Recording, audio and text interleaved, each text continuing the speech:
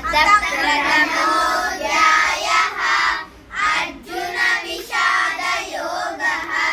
धृतराष्ट्र उवाच धर्मक्षेत्रे कुरुक्षेत्रे समवेतायुत्सवः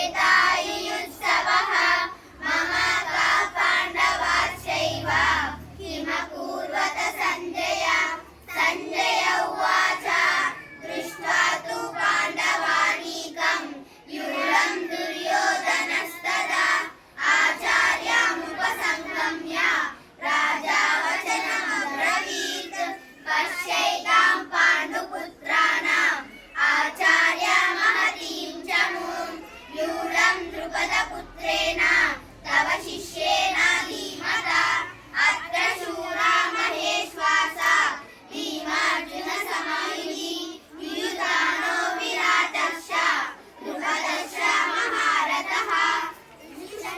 दुष्टे किरानः काशीराजश्च वीर्यवान् पुरुजित् कुन्तिभोजश्च शैवश्च नरपुङ्गवः युधमान्युश्च विक्रान्ता उत्तमौजश्च वीर्यवान् सौभद्रो द्रौपदेयश्च सर्व एव महारथः। अस्माकं तु विशिष्टये तन्निबोधाद्विजोत्तमा नायका मम सैन्यस्य संज्ञार्थं तं प्रविमिते।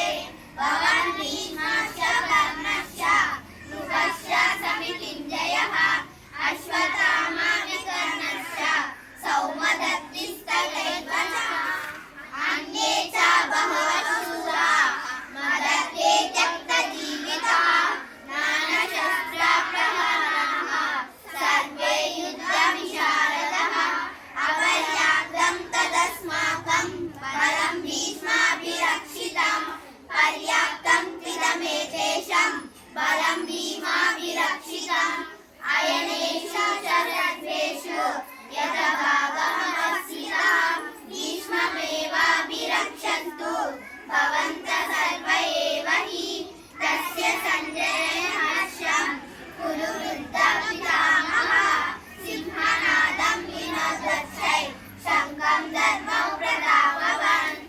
ततः शङ्खश्च वीर्यश्च पनवानकगोमुखः सहसैव व्यवन्यस्ता सशतमुरोऽभवत्।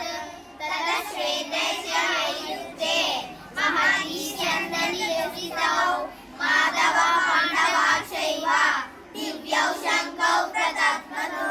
पाञ्चजन्यं ऋषिकेशो देवदत्तं धनञ्जयः प्रौढं दद्मौ महाशङ्खं भीमकर्मा